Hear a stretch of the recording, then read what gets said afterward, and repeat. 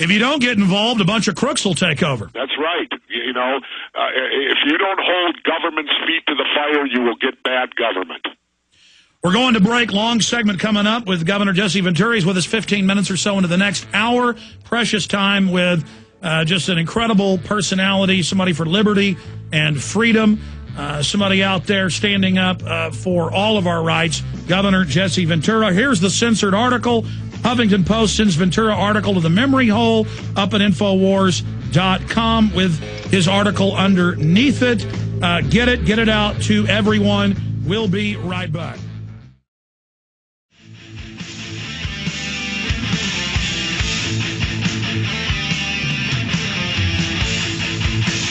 We are back live with Governor Jesse Ventura, multi-time best-selling author. His book, number 4 on Amazon, available at Infowars.com. We're going to go through the book and talk about some of the chapters here in a moment. But I want to get into some other questions first. Here's the National Post, big Canadian paper today. Flu shots futile. Government study finds that it didn't even protect people and the shot was dangerous. This is directly for the document cam, folks watching at prisonplanet.tv. FDA, U.S. Food and Drug Administration recall, FDA.gov. See that, folks? They're recalling all the vaccine. A month ago, we had the head of the EU 47-nation member panel on, a doctor, saying it was dangerous and bad and hurting people. Governor, you've been proven right again. Why did you instinctually come out against the flu shot? Well, just exactly what you said, instinct. I never got a flu shot. I refused to get that flu shot. And I don't know, I never catch the flu. So why would I need a shot to prevent it? Now, not saying I couldn't catch the flu. I certainly, I guess, could. But I don't know. It just doesn't, you know, with all the bad stuff that they can stick in those things, I don't need that stuff in my body. Absolutely.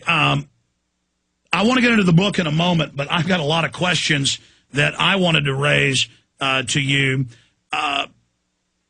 Getting back to the media attacks, how they're bouncing off of you. I mean, you're being attacked by Fox News, radio, other TV networks. You go on these shows, they try to criticize you, and then you just completely take the air out of their sails, laying out the facts.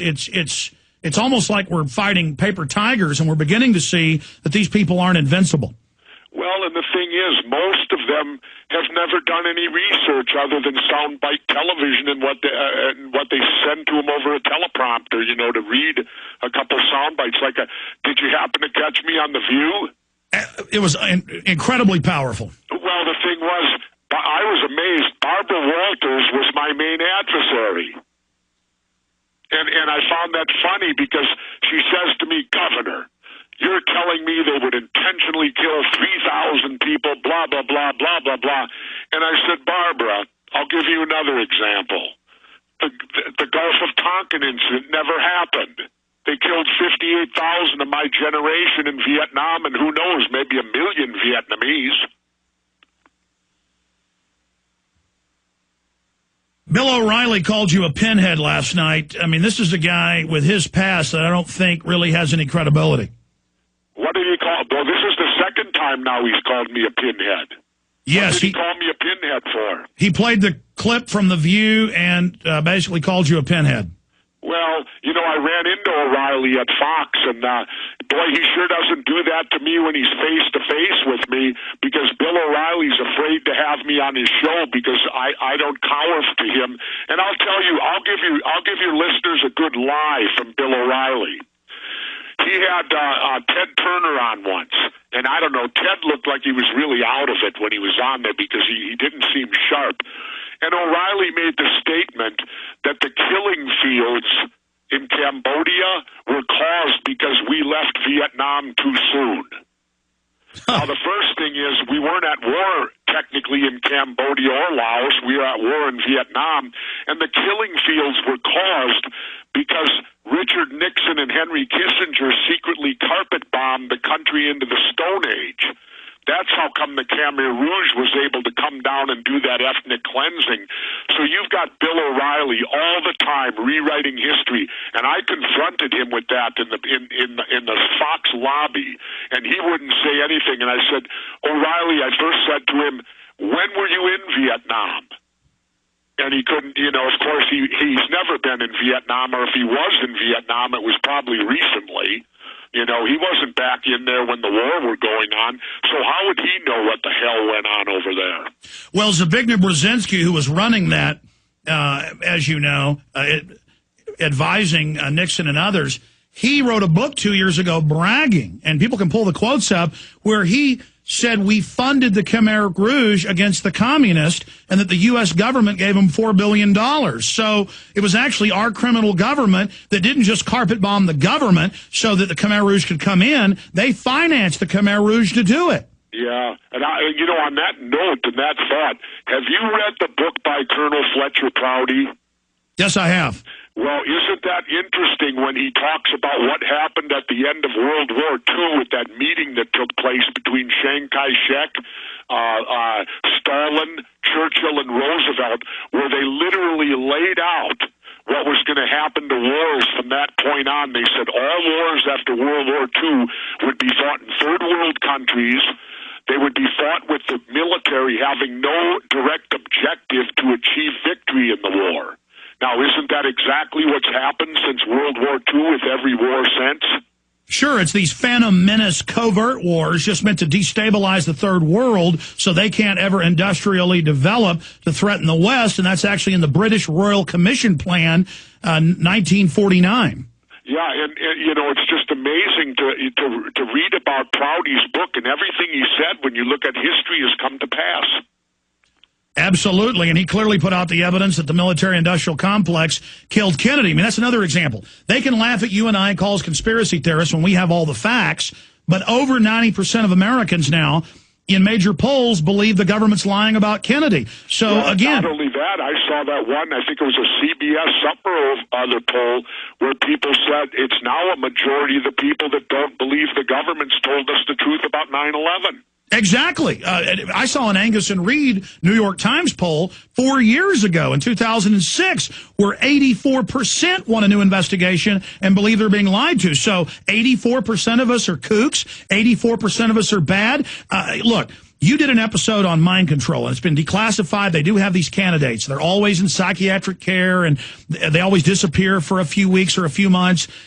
This Bedell guy has all the earmarks, and the reason I predicted in the last 3 months that they were going to have 9/11 truthers stage some type of terror attack is there was no history of 9/11 truthers ever being violent or doing anything wrong. You have the majority of the public waking up to this, and I saw Glenn Beck, Bill O'Reilly, Chris Matthews, and others with a talking point in the last 3 months saying 9/11 truth are going to stage terror attacks, mark my words. Now, how would they out of the blue just say this if they weren't prepping people? And then you have Bedell, and the whole thing is very suspicious. His parents warned him. He was under psychiatric care. He disappeared for months. Governor, your take on what happened with the Pentagon shooting? Well, yeah, that's exactly it. And I thought I was going crazy because when that happened, my first reaction was, "Oh my God, a Manchurian candidate." And then I had to stop myself and go, I must be getting in too deep into this stuff.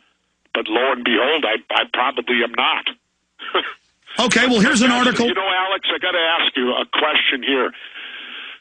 Sometimes this stuff gets so overwhelming to me that I got to tell you honestly, there's certain times I start to question myself on this. How do you stay away from falling into that syndrome? Well, what you do is you just look at the evidence, you analyze it, and if it isn't a staged event, the evidence will come out to that. If it is a staged event, you will see the earmarks. I mean, here's an example.